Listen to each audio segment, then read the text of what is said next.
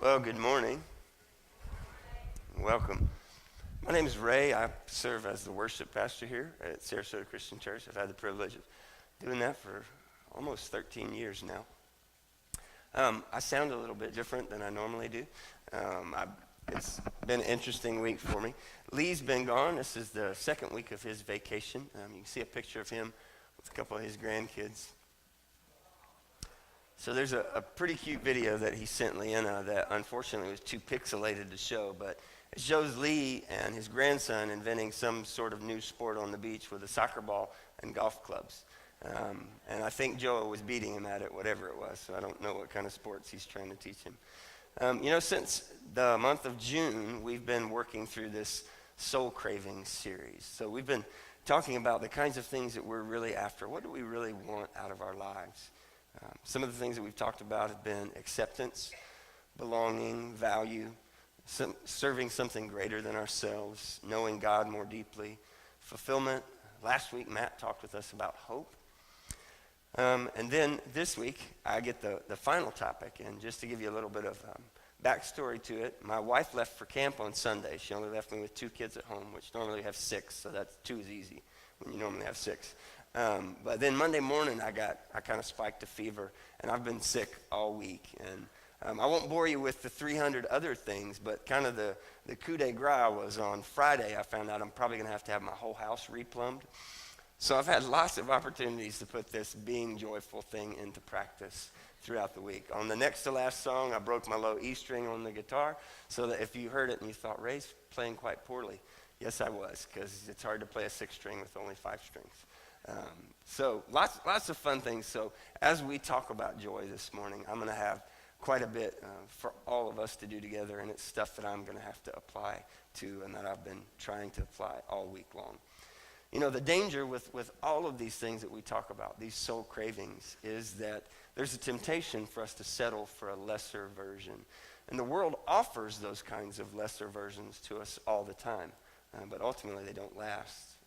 As people who love God and try to follow him, and we would call those kinds of people disciples, we believe that the ultimate fulfillment of all these cravings can really only be found in God. C.S. Lewis said, if we find in ourselves a desire that nothing in this world can satisfy, the most probable explanation is that we were made for another world.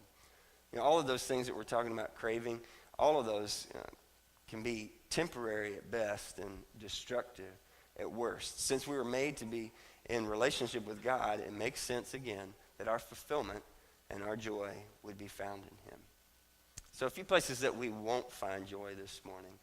We won't find joy in stuff or in people, which can be taken away in an instant.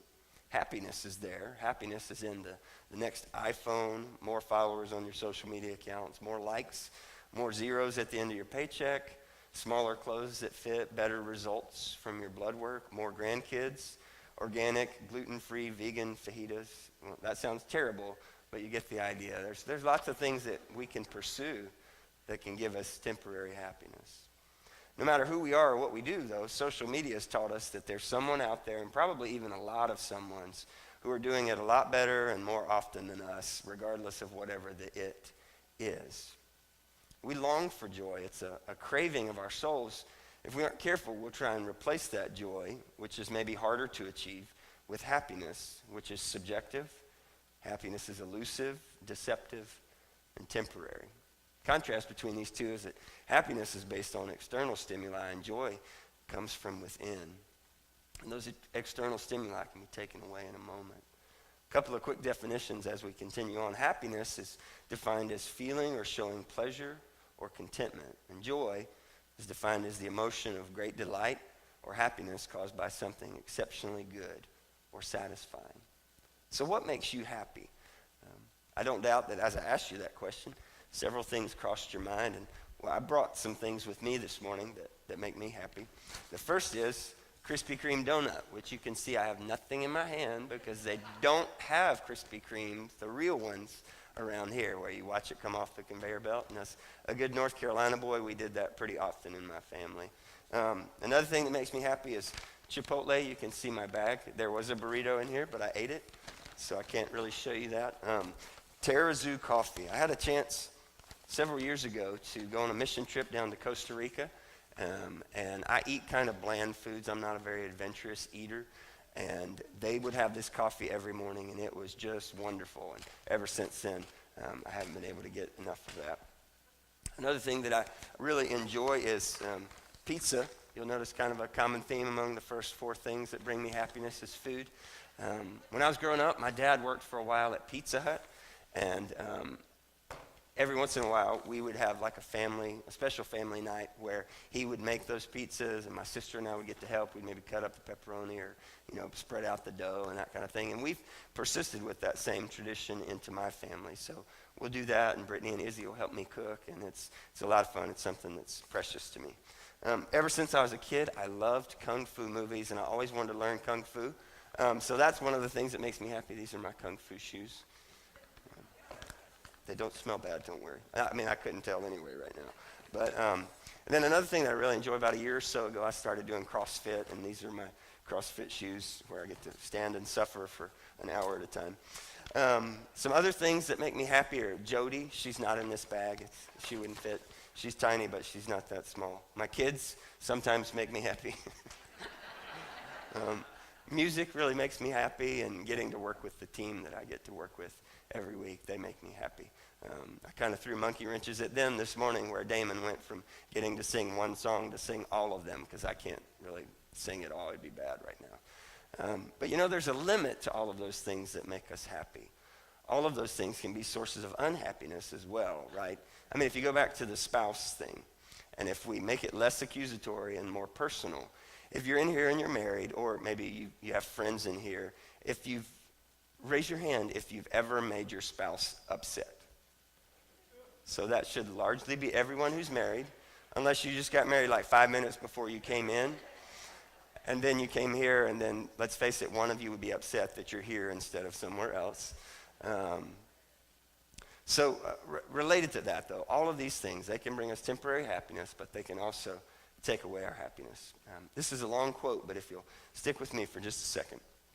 It says, "The great source of both the misery and disorders of human life seems to arise from overrating the difference between one permanent situation and another.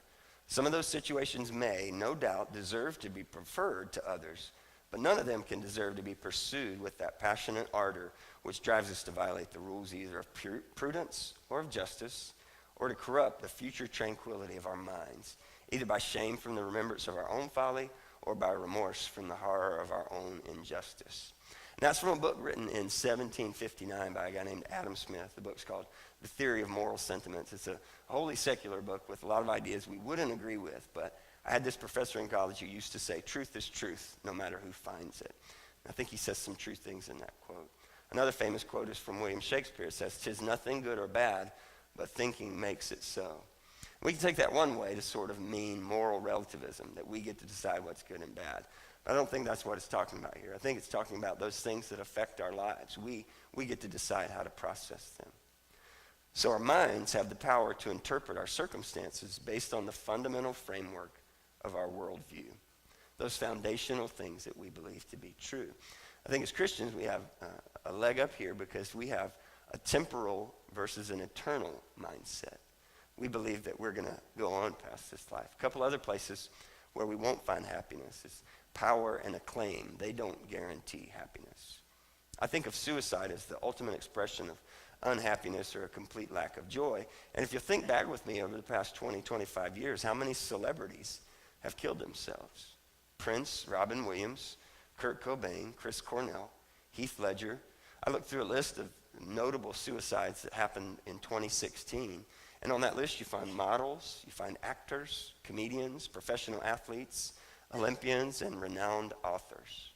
These are all people who achieve things that you and I only dream of, respect and power and wealth and fame on a global scale, and yet they ended their lives. Sometimes I have to confess that I think if I just had this particular thing, or if I could do this, or if I were known for this, well, then I would be happy. But, their example sort of tells a different story. You can contrast them with stories of hospice workers and the people that they care for. I went on YouTube looking for a story to share with you, and honestly, They were so beautiful and so terrible at the same time that I had to stop watching them. But sometime, if you have a moment, you should spend some time. Just Google hospice workers or look it up on YouTube and watch some of the beautiful stories of these people. Parents in the midst of losing their children, their babies, and responding with grace and hope and not totally destroyed.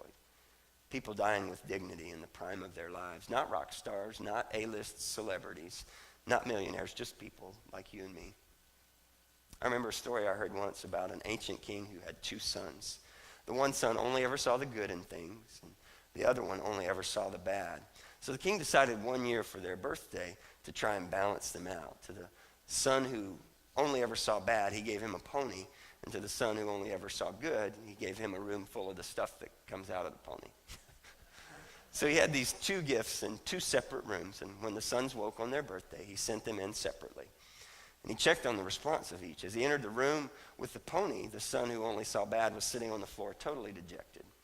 His father asked what was wrong, and he said, I don't know how to ride a horse. Now I have to feed it, and I have to wash it, and it'll just be another thing to do. And so the king left frustratedly from the room as the one son continued to complain. He entered the other room and found his more optimistic son furiously shoveling, and he asked him what he was doing, and his son replied, with this much horse poop, there has to be a pony in here somewhere. A fundamental framework or a worldview, a primary difference between those two. The Bible has some great stories that I'd like for us to consider too. Think about the Old Testament character of Job. He had it all and he lost it, and he found that God was still enough even in his desperation. Or consider Solomon, the greatest king that ever lived. He had it all and he found it to be meaningless without God. I mean, he had it all. He had things you and I couldn't even dream of. And then lastly, think about David. His eyes wandered. He was king of Israel. His eyes wandered when he was idle, when he was doing something he shouldn't have been doing, and before he knew it, he was an adulterer, then he was a murderer, and then he was a bereaved father. And he still went on to write some really powerful psalms that we still quote and use for comfort today. His story wasn't over there. Someone you may or may not have heard of is a man named Dan Gilbert. He's a professor of psychology at Harvard, and he actually teaches a class on happiness. So he's done quite a bit of studying on it. In a TED Talk, he says that his research indicates that people who win the lottery and those who become paraplegics just 1 year later are equally happy with their lives. People who win the lottery and paraplegics just a year later. He points out some other specific people that you may or may not have heard of. Jim Wright, if you're old enough, you might remember him. He was the chairman of the House of Representatives in 1989, probably the most powerful Democrat in the country, and he lost everything when Newt Gingrich found out about a shady book deal that he was a part of. So this man was at the height of his political power and lost everything, lost his station. Years later, he was interviewed, and he said, I'm so much better off physically, financially, mentally, and in almost every way. The next example is a man named Maurice Bickham. And his quote is, I don't have 1 minute's regret. It was a glorious experience. And you might think, well, he trekked across, the Alps, or he was an astronaut, but actually he said that after spending 37 years in a Louisiana jail and being released at the age of 78. The next example is a guy named Harry S. Slangerman. He heard about 2 brothers who were opening a hamburger restaurant, and they offered him a franchise for $3,000. So he ran back to his brother-in-law, who was an investment banker, and asked for a loan. His brother-in-law laughed and said, you idiot, no one eats hamburgers. Well, you can tell from the picture, the next person to talk to those brothers was a guy by the name of Ray Kroc, who for a while, thanks to McDonald's, was the richest man in America. Well, Langerman was quoted after this deal fell through, and he said, I believe it turned out for the best. The final example is a guy named Pete Best, and you might recognize the other guys in the picture with him, or if you're a big music fan, you might just know his name. But he was the original drummer for the Beatles until they dumped him. After they left him, he still continued on as a studio musician, and in 1994, he was quoted as saying, I'm happier that I would have been with the Beatles. So from these 4 secular examples, what kinds of secrets to happiness can we learn? Well, the first would be accrue wealth, power, and prestige, and then lose it all. The second would be spend as much of your life in prison as you possibly can. The third would be make someone else really, really, really rich. And the fourth would be, if you want to be happy, never ever join the Beatles. So all of these people kind of saw things differently than you or I would. I want to give you some specific examples to our situation to be happy this morning, some reasons you could be happy. 1% of the population of the world has almost the same amount of money as the rest of the 99% combined. 48.2% of all the world's wealth is in the hand of just 1% of the population. So if you make more than 50 grand a year, your household, you're among the top 1% of earners on the entire planet. And before I let you off too easy, so that probably means if you make 40 grand or more a year, you're probably in the top 5% of the world's earners. $10 a day is the norm that most of the population of the entire world lives on. Actually, 80% lives on less than $10 a day. If your annual household income is above $9,733, you're doing better than most. The median household income, what the people right smack in the middle make, is less than $10,000 a year. Your coffee drink that you got from Starbucks this morning costs as much or more than most people spend in a whole day. A third of the people on earth live on less than $2 a day, and 1.2 billion people on this planet live on less than $1.25. Most Americans spend less than 10% of their personal income on food, but most of the income, 60 to 80% of the individuals in impoverished communities in other parts of the world, is spent putting food on the table. Americans spend roughly $465 billion every year at Christmas. The amount American consumers spend buying stuff at the holidays is greater than the GDP of some of the world's poorest countries. Children in rich countries only face a 1 in 165 chance of dying by the age of 5, but in extremely poor countries, their chances are 1 in 6. Every day, nearly 29,000 children younger than 5 die, mostly from preventable diseases. So that's 10.5 million kids dying every year under the age of 5. You know what those numbers really do besides make us feel guilty for about 5 minutes? Nothing. They do nothing to us unless we think about how wildly we've been blessed and use that as an impetus to be a blessing to others. That kind of data doesn't really make lasting change in us. And it's not a source of joy, but I think it can point us towards the grace of God, which is. Our joy can't come from those things because, man, even those things that I just rattled off, they could be taken away from us in a moment. The relevant question then as a disciple is, where does my joy come from? The fruit of the Spirit lists joy as one of the primary things that comes from having the Spirit in your life. So first off, man, our joy comes from our salvation. If you aren't familiar with the story of Nehemiah, the nation of Israel had been in captivity, and Nehemiah gets permission to go back and rebuild the walls. And the nation of Israel is a shadow of its former self. So as they're rebuilding these walls and being reacquainted with the law, the word of God that had been given to them, there's a lot of sorrow that happens. And in Nehemiah 8:10, it says this. Nehemiah said, "Go and enjoy choice food and sweet drinks, and send some to those who have nothing prepared.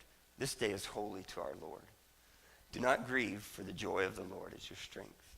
I think this is another example of God had just delivered his people to be able to do this.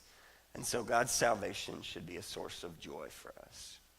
I think there are some things that we can sort of derive after that, some things that have to be true based on the fact that we're saved by God. And the first is that we have value to God. We're eternal from the stillborn child to the oldest among us. No matter the span of our lives, we have value to God. Think about that. The eternal God, the creator of the universe, you matter to him. You have value to him. We're fully known and we're loved anyway. We believe that God is omniscient, that he knows absolutely everything. The things that I would never dream of telling you about myself, the things that you would never dream of telling me about you, that you pray no one ever finds out. God knows all of those things in all of their detail and still loves us anyway. That's amazing to me. We are forgiven. I've mentioned before that beautiful praise song, "The Cross Has the Final Word." I want you to know that I don't care at all what you think of yourself this morning, and to a large extent, God doesn't either. because the cross tells a better story about your life and about my life than we ever could tell on our own.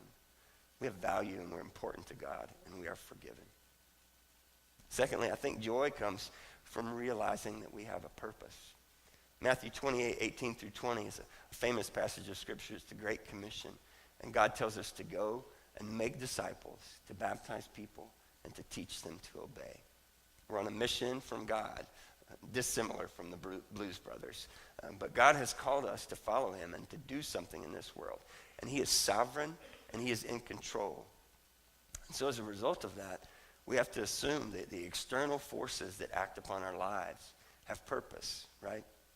Dissonance in music leads us towards resolve. If my string hadn't broken, I was going to play for you this 7 chord that pushes you to the resolve of a chord. And I think in some ways our lives can be like music, and joy can be the span of our lives where the dissonance, the terrible things that happen, they push us towards those good moments of release and resolve. Harmony can't really fully be appreciated without there being some sections of dissonance in music. Joy is knowing that despite our regrets, God can take our worst decisions and our failures and work them for good. Even the horrible things that happen to us that we would never have chosen. Romans 8:28 says, and we know that in all things, God works for the good of those who love him, who have been called according to his purpose. So I don't know, what you're going through this morning. I don't know how hard it is. I know you might feel hurt and broken and like God doesn't care. But I want you to know that if I were in your shoes, I'd probably feel the same way. But the good news is that God is smarter than us, he's better than us, and he's good, and we can trust him. All things work together for good. The third place I think we get joy from is from obeying God. In John, the 10th chapter, the 10th verse, Jesus says, I've come that they may have life and have it to the full. Which means when we obey, we're actually choosing what's best for our lives, that God has decided is best for our lives. John goes on to write in 1 John chapter 5, verse 3, that God's commands aren't burdensome to us. Everything God commands us to do is for our good. The fourth place that joy comes from is when you're committed to the process of following God. Halfway won't work. Hebrews 10:14, it's a verse that I try to quote as often as I can. It reminds us that this life that you and I are living, trying to follow God, it's a process. God has forever made perfect those who are being made holy. If you aren't where you want to be this morning, you need to know that you're in good company today in this room. But don't just sit there. Some practical steps for application would be, are you praying? Are you reading? We took some time to make up these 5 pursuits and to put them on this nice little magnet that you can keep on your fridge or anywhere where you see it often. And we believe that if these 5 things are in your life and if you're chasing after them, if you're pursuing them, then you're going to continue to grow in your faith and in your walk with God. Fifth, I think joy comes when you serve something greater than yourself. Matthew 16, verses 24-27 say that whoever wants to find their life will lose it. Whoever loses their life for the sake of the kingdom, those are the people that find it. In the spring of 1977, Rick Hoyt told his father, Dick Hoyt, that he wanted to participate in a 5-mile benefit run for a lacrosse player who'd been paralyzed in an accident. And Rick Hoyt was diagnosed at birth as a spastic quadriplegic with cerebral palsy. His dad, Dick, wasn't a long-distance runner, but he agreed to push Rick in his wheelchair, and they finished all 5 miles, coming in next to last. That night, Rick told his father, Dad, when I'm running, it feels like I'm not disabled. And since that time, they've completed more than 1,000 races together, marathons, duathlons, and triathlons. So this dad has a special harness that he carries his son in when he runs. He has a special bike that he seats his son on to do the biking part. And then when they're in the water swimming, he's pulling him in a kayak. He's serving something greater than himself. When you look out for only yourself, does that really usually lead you to a better life, a more peaceful and joy-filled life? I love that story of Team Hoyt, but what I'm scared of is I don't want the world to have better examples of love and sacrifice and serving something greater than yourself than what the church does, do you? In his Dark Tower series, Stephen King creates this character called Roland, who's a gunslinger, and he's from this noble line of people. And the worst insult that they can say to one another is, "You've forgotten the face of your Father." If we think about Philippians 2, it describes Jesus and says that who being in very nature God didn't consider equality with God something to be grasped, but he made himself nothing and became a servant for us. As in, if God humbles himself to serve and we're supposed to be following him, are we doing that? Don't forget the face of your Father. So this morning, what's the takeaway for us then? I think first and foremost, to realize just how much you've been blessed with and to do something about it. 2 Corinthians 1, verses 3 through 4 says, "Praise be to the God and Father of our Lord Jesus Christ, the Father of compassion and the God of all comfort, who comforts us in our troubles so that we can comfort those in any trouble with the comfort we ourselves receive from God." God has blessed us to be a blessing to the people around us, and that's how we're designed. Next, I think you can take 1 week, maybe make a note in your phone or a journal that you might have, and at the end of each day, write down 3 great things that happened to you, 3 things that you're thankful for. I've been doing this CrossFit workout stuff for about a year now, and as I've watched videos and tried to learn more about it, I ran across this whole subsection of athletes that are called adaptive athletes. And these are people who are maybe missing a leg or both legs or an arm or have some kind of physical impediment that we would think would limit them. And it shows them doing these incredible workouts that are hard for someone who has all of the parts of their body. All around us, there are people doing more than us with less than what we have. That would be an easy thing to be thankful for every day. Lastly, I think we could all stand to adjust our focus and to gain some perspective on our lives. Not long after Gretchen was born, we realized that something was going on with her vision. And she would hold things up close to her face, and her eyes would just cross immediately. We took her to the doctor and realized that she needed glasses, and now she can see so much better, and she doesn't do the eye-crossing thing anymore. She needed her vision to be adjusted. She needed her perspective to be adjusted. I think a good way for us to do that is to weigh the stuff in our lives by eternal versus temporary, and to think about what God has done for us. So this morning, we've got a little bit more left to our service. We're going to sing some more. We're going to observe the Lord's Supper together. We're going to have an opportunity to give back to God. As we sing this next song, you want to think of it as an invitation time.